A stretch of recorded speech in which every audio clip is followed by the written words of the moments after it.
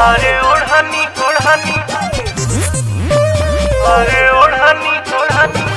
अरे अरे कहाँ से आवतारू हो? हई दागी कैसन बा? अरे अरे धर सरे धर धर धर।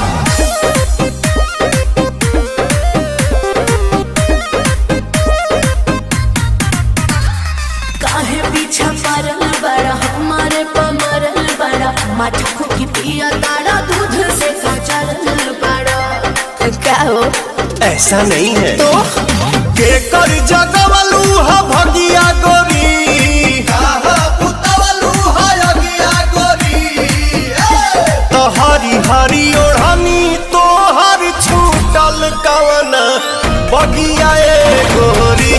तो हरी हरी ओढ़नी तो हर छूटल कवन बगिया ए गोरी। अरे काहे बताई?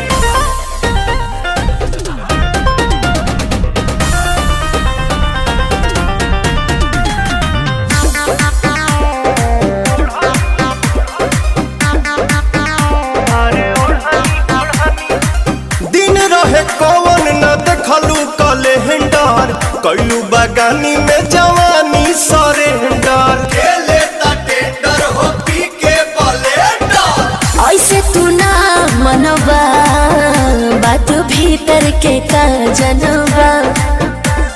छोटे में खोटेलू सगिया गोरी, एही से लागल बदगिया गोरी। तो हरी हरी ओढ़नी तो हर छूटल कमना बगिया ए गोरी।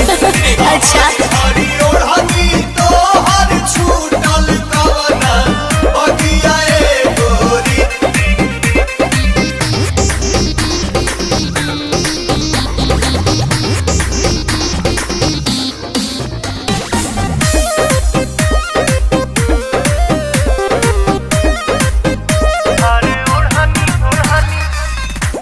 प्रियांशु से देखावेलू तुम कर, चलता तो हर पवन में से चक्कर। चलता चक्कर हो पिएलू साकर। भेद जन खोला हो चाहे का बोला हो। पुअरे के बुझलू पलंगिया गोरी, काटे ले टाइल अलंगिया गोरी। तो हरी हरी ओढ़नी तो हर छूटल कवना बगिया ए गोरी। तो हरी हरी ओढ़नी तो हर छूटल कवना बगिया ए गोरी। बाद में बताऊंगी।